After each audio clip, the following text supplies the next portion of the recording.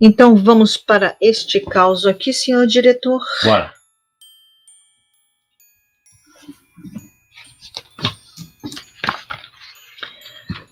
O umbuzeiro assombrado.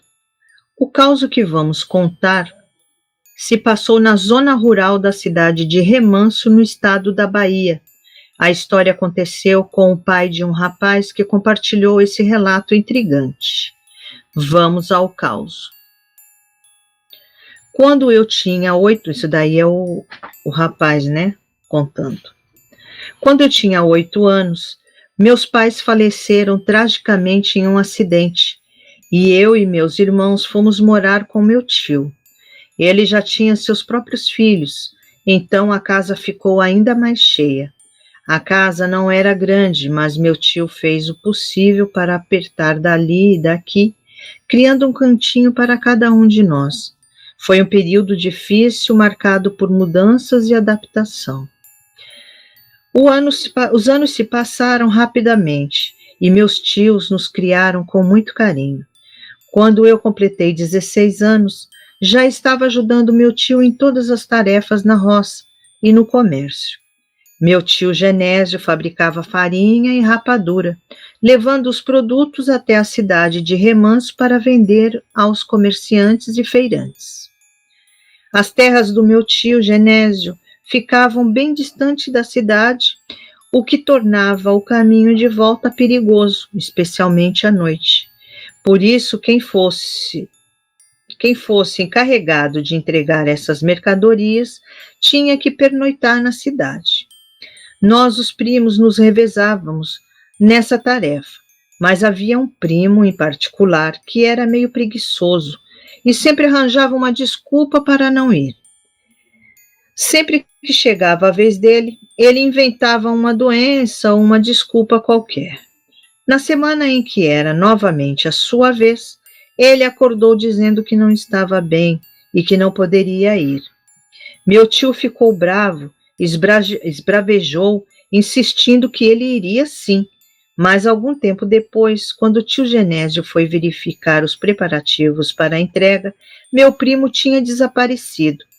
Não havia sinal dele e a carga estava ali esperando para ser colocada no cavalo.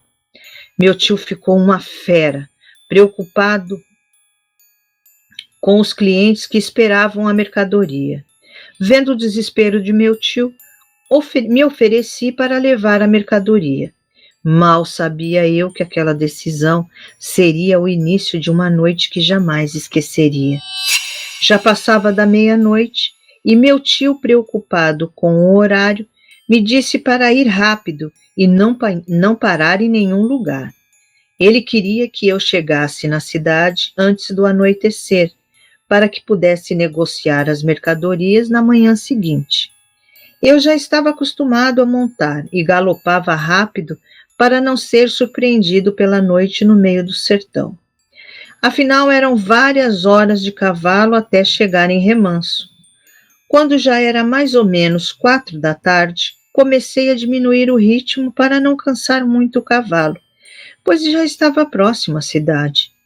O sol estava escaldante, então resolvi me abrigar na sombra de 2 lindos umbuzeiros próximo da trilha. Eram árvores frondosas, cujos galhos se entrelaçavam formando um belo arco natural. No entanto, quando me aproximava das árvores, o cavalo empacou. De repente, se recusou a avançar. Tentei insistir, mas ele continuava imóvel, relinchando nervosamente. Lembrei-me das histórias antigas que meu tio contava.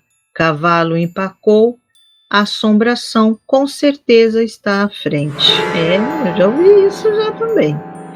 Um arrepio percorreu minha mente enquanto olhava em volta, tentando entender o que estava deixando o animal tão inquieto.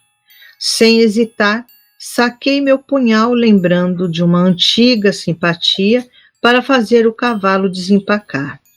Coloquei a lâmina entre as orelhas do animal, apontando para a frente, enquanto orava. Assim que fiz isso, o cavalo começou a se mover lentamente para frente, como se algo invisível tivesse sido afastado.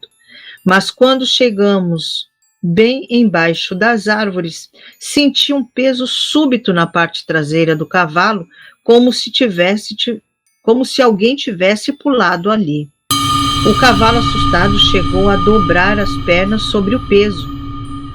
Num instante sentia mãos geladas se apoiando na minha cintura e uma sensação de pânico tomou conta de mim. O cavalo, completamente aterrorizado, soltou um relincho alto e saiu em disparada, correndo sem direção, pelos galhos secos do sertão.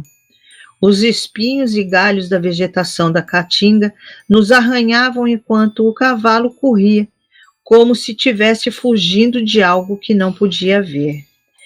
A sensação de mãos na minha cintura desapareceu tão repentinamente quanto havia aparecido. O cavalo só parou quando estávamos profundamente embrenhados à vegetação densa. Eu estava machucado pelos espinhos e com a roupa rasgada, mas o medo era maior do que a dor.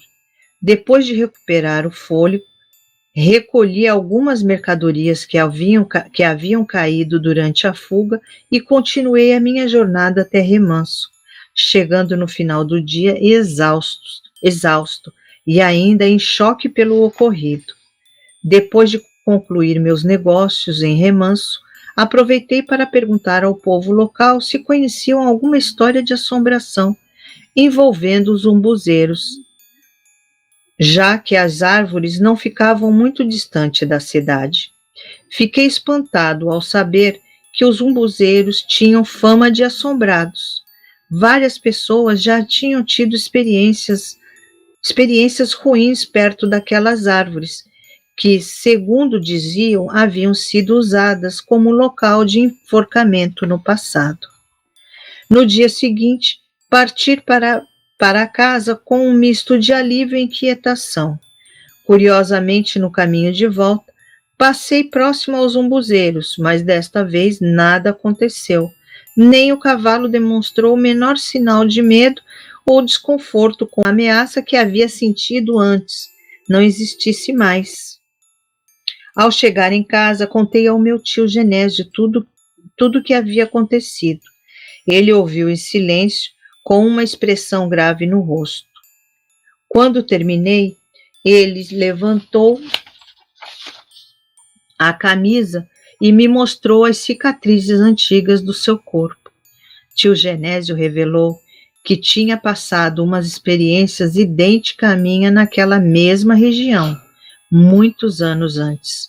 As cicatrizes eram lembranças amargas do que ele havia vivido. Fiquei perplexo e intrigado. O que poderia ser aquilo que sentou na traseira do cavalo? O que queria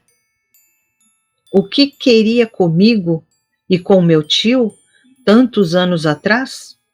A resposta permanece um mistério, uma sombra inquietante que se esconde entre as histórias de assombração da zona rural de Remanso. Esse caos aqui é muito bom, muito gente. Bom. Muito bom esse caos aqui, né?